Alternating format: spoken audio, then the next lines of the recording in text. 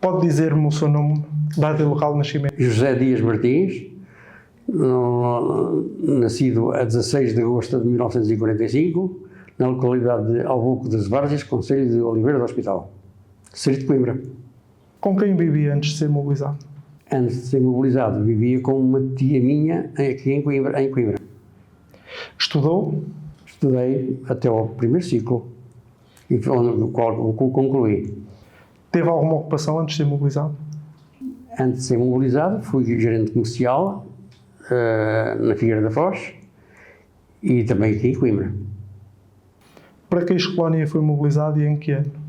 Fui mobilizado para a colónia para a Guiné-Bissau no ano de 1967. Lembra-se do dia em que recebeu a notificação que ia para a guerra? Lembro perfeitamente, com bastante dor, porque o meu irmão já lá tinha sido morto em combate, em 64. Por isso, a minha ida para a Guiné foi bastante dolorosa. Mas tive que ir, porque como enfermeiro não havia quem me substituísse, eu tive que ir. Foram mobilizados mais rapazes do seu local de residência? Sim, vários rapazes foram mobilizados para outras províncias até, mas pessoas que eu, por acaso, não tenho assim aquela convivência. Gostaria, mas não tenho. Que tipo de treino militar recebeu antes de partir e onde? O treino militar inicial foi para a cidade da Guarda, para o R12. Depois regressei ao Regimento de Serviço de Saúde, Coimbra, onde tirei a especialidade de enfermagem. Depois fui para o hospital número 2, de HMR, número 2, em Coimbra, onde estive até concluir a formação. Foi um dos melhores classificados do meu turno e, portanto, pude escolher com facilidade para onde queria ir. Ora, eu queria ficar em Coimbra, como é natural, e fiquei no RAL 2 em Coimbra que fui até ser mobilizado. Como é que foi a viagem daqui para a Guiné? A viagem de Lisboa, daqui para a Guiné, foi um bocado tripulada porque os dois companheiros que me seguiam tinham pouca experiência ou nenhuma de enfermagem e não sabiam pegar na seringa como normalmente não tiveram aquela formação que deviam ter. Foram muito rápidos. E então eu aqui estive a ensinar como é que se pegava a seringa, como é que estava isto, como é que se dava a injeção, porque eles não sabiam. Não sabiam. E correu tudo muito bem. Em que quartel ficou quando chegou? Quando cheguei a Bissau, chegámos a Bissau, fiquei ali próximo já não me recordo muito bem, aquela parte, próxima do aeroporto. E em Bissau, como o comandante da minha companhia sabia o meu historial civil, ele fez questão, deixou-me ir sempre a ver a campa do meu irmão ao cemitério, mas sempre acompanhado. Nunca fui sozinho ao cemitério. E foi passando até que depois fomos para fora de Bissau. Que funções é que ocupou? Como enfermeiro. Quanto tempo esteve mobilizado? Isso foi sempre no mesmo local ou se teve vários? Estive sempre no mesmo local, porque depois fui logo ferido, só lá estive 2 meses. Portanto, eu não esperava de modo alguma que tivesse sido ferido, mas enfim, eu até pensava que já não sobrevivia aos ferimentos que tive, mas graças a Deus tudo se compôs e ainda cá ando. E como é que foi a adaptação ao terreno, ao clima, à cultura? A adaptação foi boa, não posso dizer que foi má, porque tivemos lá vários problemas enquanto lá estive, nesse pouco tempo que lá estive. Tive alguns problemas com alguém, porque uma pessoa vai por aqui e chega lá, notas com coisas completamente diferentes das nossas, mas sempre me dei bem com toda a gente. Fosse de cor ou não, ou branco, sempre me dei bem com todos.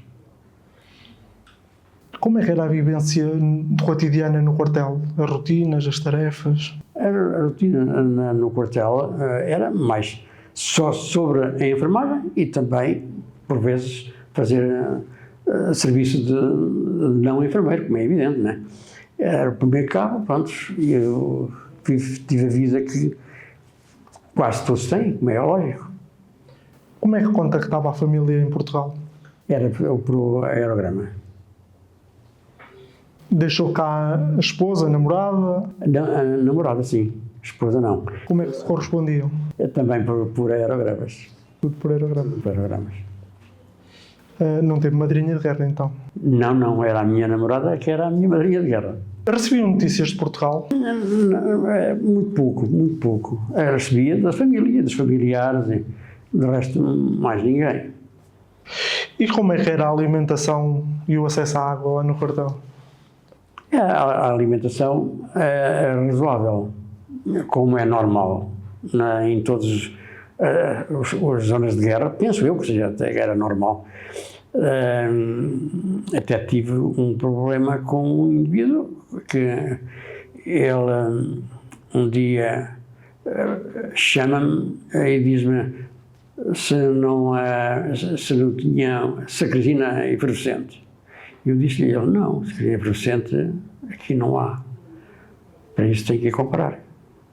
Nós aqui estamos militares, homens, e não há sacrisina, mas é injetável. Então lá, veja-me uma receita. Está bem. O médico, como me conhecia, passou-lhe a receita, mas ele não sabia que a malandrice estava do meu lado. E depois, quando lhe dei a receita para ele ir ao hospital, à farmácia militar a Bissau, eu fui à farmácia, mas a farmácia também lhe deu injecto. E ele disse, eu quero efervescente. Mas aqui não está efervescente, está injecto. Mas eu pedi ao médico para ser. Pois é, mas não. Essa foi uma das brincadeiras, digamos. E vocês, como é que funcionava a assistência médica lá no quartel? Funcionava bem, funcionava muito bem. Por sinal, nunca tive assim, problemas de medicina médicos. Tive uma das vezes que nós viemos do Alossato até ao cruzamento do Bissorã, a apoiar a companhia que tinha ido fazer uma operação. E eu como enfermeiro, estava na viatura, e os outros especialistas, e o oficial que ia connosco diz-me, a viatura está à frente, vai dar a volta ali à rotunda para depois saber se há alguma novidade. E nós fomos. Mas, entretanto, quando eu saio, há um indivíduo que desmaia, e eu chamo para o enfermeiro, mas o enfermeiro ia no carro. E quando eu cheguei, ele vem ter comigo e diz, quem é que autorizou o senhor a sair daqui? Foi o senhor, hein? O senhor? Fui eu? Então não foi. Não foi o senhor que me mandou sair a viatura? Fui, mas o senhor devia cá ter ficado. Então, mas o senhor, para isso devia-me ter dito, para cá ficar. Quando lá chegar assim, a gente isto de conversa. Está bem. Vai ali tratar daquele homem. Fui ver, dei água e aquilo passou-lhe de imediato. Aquela não, só má disposição. Quando lá chegámos acima, o capitão, como era meu conhecido, chamou-me. E eu, Zezito, olha, está aqui esta coisa que o Alferstal participou de ti, mas é só para tu veres. Só para veres. Rasgou dentro do lixo. Ok, obrigado, meu capitão. É que eu não fiz nada especial. Pois eu sei, não te preocupes. Tem a mania por serem obsessão. Ok, obrigado. Isso é uma das histórias essas. Umas histórias rápidas também que aconteceu. O Sr. Martins tem alguma recordação das enfermeiras paraquedistas? Algum contacto com elas? A primeira vez que contactei uma enfermeira paraquedista foi quando fui evacuado. Quando fui no helicóptero. Aliás, não. Foi antes. Tivemos um problema numa operação e então o helicóptero veio e, entretanto, nós tivemos que cortar aquele mato para o helicóptero baixar. O helicóptero baixou e nós trouxemos a maca com o rapaz, e então aí é que eu tive o primeiro contacto com uma enfermeira paraquedista. Eu dou-lhe um toque assim com a mão, eu não sabia que era mulher, e fiquei admirado, não sabia. E ela assim, não há problema, venha para cima. E dei-lhe a maca, levou a maca, pronto, e levou para o hospital.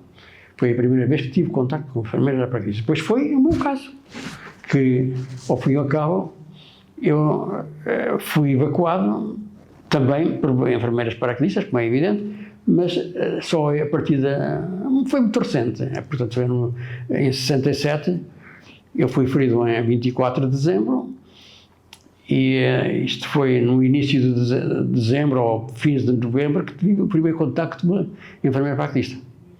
Foi nesse espaço de tempo que muito mais tive contacto com elas. E como é que ocupavam os tempos livres? Os tempos livres, por norma, não havia tempos livres, porque era sempre ali junto das tabancas, a tratar de uma, a tratar de outra, a tratar daquela. Não havia aquela coisa para ir passear, porque não havia hipótese. No tempo que eu lá estive. Depois não sei. Chegou a passar lá alguma festa ou Natal? Não. E como é que eram os contactos com a população local? Os contactos com a população local eram ótimos, no meu ponto de vista. Há quem diga o contrário, eu não digo. Eram ótimos. As pessoas gostavam de nós. Quais eram as principais dificuldades no dia-a-dia? As principais dificuldades no dia-a-dia era nós estarmos sempre à espera o que é que surgirá no dia de um ou outro. Porque era uma guerra, de facto, de certa modo, e como sempre disse, uma guerra injusta. Porque aquilo, ao fim e ao cabo, estávamos ali a ser massacrados por indivíduos que a gente não os conhecia. E sinceramente, não via aquela guerra muito bem, porque morria muita gente, muito jovem morreu. Um dos casos foi quando já estava em Lisboa e quando vinha passar a fim de semana a Coimbra, as pessoas, quando viam um militar com camuflado, cercavam logo esse rapaz. E as pessoas perguntavam-lhe de onde é que vem. E eu vinha com as canadianas, como é evidente, e nós vimos da Guiné. E ele dizia, então diz que morre lá muita gente. Não, morre ninguém. Morre lá muita gente. Eu fiquei, deixei-os conversar, passado uns segundos, eu disse, menino, vocês vêm de que zona da Guiné? Nós vimos de Bissau. Vocês, meninos de arame farpado, querem fazer ver essa gente toda, que na Guiné não morre ninguém. Olha, está aqui as minhas pernas para eu poder andar, as canadianas, mostrei as canadianas. O meu irmão foi morto lá em 64. E se vocês conhecem muito bem, na zona de Bissau, junto ao cemitério, há um grande armazém, onde estão centenas de urnas para os militares que lá morrem todos os dias. Ou é mentira? Mas nós não podemos dizer nada. Vocês não podem dizer nada, porquê? Porque senão a PIDE é o problema, tal. Fomos avisados para não dizer nada. Foram avisados. Não, mas eu não tenho medo de falar. Eles fugiram e as pessoas cercaram e ficaram a conversar comigo. Eu lá lhes disse que é verdade, era a verdade dos factos. Aquilo morria, todos os dias lá morria gente, todos os dias. E junto ao cemitério de Bissau havia um grande armazém cheio de urnas que era porque até o meu irmão, em 64, o meu irmão foi morto lá, só vinha para cá se a minha família pagasse a trasladação. No meu tempo já assim não era. No meu tempo, quem lá morresse, já o Estado cá punha de imediato o corpo. E então todos os navios vinham, ou de avião, vinham os corpos para Portugal, não ficavam lá. No meu tempo. Mas coisa que eu estive lá por pouco tempo. Existe alguma história que vivenciou lá que gostasse de partilhar? A história que eu vi que gostava de partilhar é de uma tal criança no Olossato, que em fins de novembro, princípios de dezembro de 67, a menina tinha cerca de 5, 6 anitos e tinha um pezinho, coitadinha toda, a entrar em gangrena, e eu cuidadosamente tratei-a da criança, civil, como é evidente, tratei-a, e quando me vi embora, a criança estava tal agarrada a mim que ela chorava porque queria vir comigo.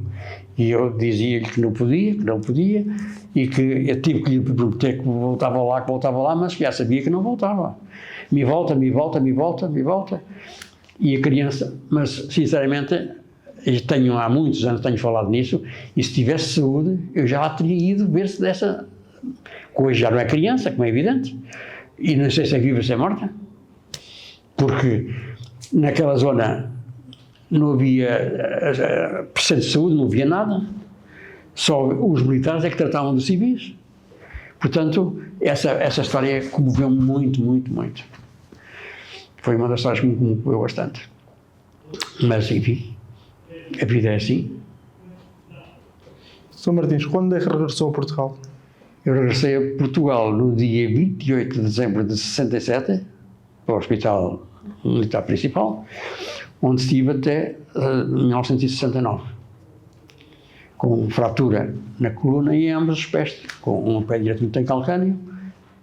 O médico queria-me amputar e eu não deixei, e vim embora. Por isso é que, enfim. Após a reabilitação teve outro emprego? Após a reabilitação tive que ter outro emprego, porque, infelizmente, o país em que estamos não temos aqueles benefícios que outro Estado daria. Eu tive que ter outro emprego para poder trabalhar, mas não na enfermagem, que eu adorava, mas tive que me virar para a contabilidade. E então, sentado, fazia qualquer coisa. E então dediquei-me à contabilidade e então estive num emprego até há pouco tempo, que já estou aposentado.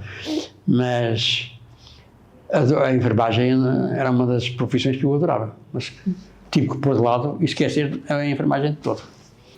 Que marcas é que a guerra deixou em si e na sua família?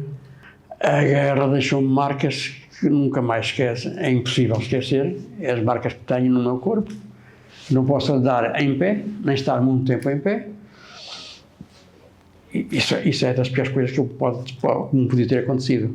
Eu quero dar um passeio ou ir aqui ou lá, não posso, só sentado, porque de pé não posso. Como é que considera a experiência vivida na guerra? A experiência vivida na guerra foi uma experiência muito breve. Foram só 2 meses de guerra que eu tive. Mas é uma experiência que é terrível, muito má para quem lá anda, como é evidente. Por isso a guerra não devia existir em parte alguma. Sou contra a guerra. Que recomendações é que deixaria aos mais jovens com base naquilo que você viveu? Os mais jovens, recomendar-lhe que fossem atrás do seu sonho e nunca pensando em guerra. O sonho que os jovens têm, que é ter uma vida bastante melhor, isso é que é fundamental. Não guerra não, nunca. Como é que gostaria de ser recordado? Eu penso que as pessoas que deverão recordar-me como eu sou uma pessoa simples e honesta. Existe mais alguma coisa que gostaria de partilhar que não foi perguntado? Não. Está tudo bem. Está tudo. Tudo bem. Sr. Martins, agradeço pela sua partilha.